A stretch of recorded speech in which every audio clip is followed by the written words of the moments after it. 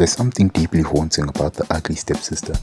It's not just a reimagining of a fairy tale, it's a quiet cry from the forgotten corners of beauty. A film that looks at the two people we're taught to look away from. This isn't Cinderella's story, it's the one that happens in the shadow of her light. A life shaped by comparison, by ridicule, by the mirror that never gives love back. The Ugly Stepsister isn't just sad, it's human sadness distilled. Not the kind that screams, but the kind that hums through walls. At its core, the movie asks a painful question. What happens to the people that aren't chosen? The stepsister's life unfolds in muted tones, soft grays, washed out blues, and a lingering haze that never clears. She isn't cruel, she's just tired. Tired of being second, tired of being compared, tired of trying to find beauty in a story that already decided she didn't have any. Through whispered monologues and silent stares, the film refrains villainy as misunderstanding. The camera never flinches from her. It studies her pain. It's a confession, and that's where The Ugly Stepsister becomes powerful. It asks us to empathize with the unlovable. Every frame in this film feels deliberate, suffocatingly intimate. The cinematography doesn't beautify her world, it exposes it. The close-ups are uncomfortably close, showing the texture of her skin, the tremble in her eyes, the fragility of her breath. Lighting shifts between two worlds.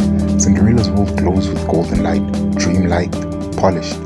The Stepsisters is all flicker and shadow. We are never allowed to forget which story the world values more. The film's director knows that light can wound just as much as it can heal.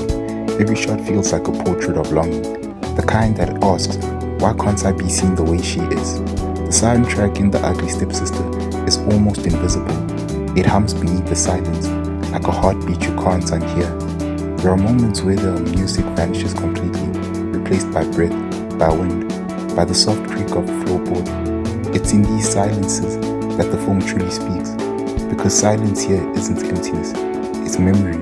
It's the echo of every word she wasn't allowed to say. Then when the score returns, it's like grief arriving late. Soft piano notes falling one by one, each one little heavier than the last. By the time the credits roll, you realize the soundtrack isn't guiding you, it's mourning with you. What makes this film so devastating is not what happens, but what doesn't. There's no grand redemption, no love found, no sudden beauty revealed. She simply accepts what is, and somehow it feels more tragic than death. The sadness of The Ugly Stepsister isn't about loss, it's about awareness. The awareness that some people are born into stories that will never love them back, and yet she keeps living anyway. That's what makes it linger, that's what makes it hurt.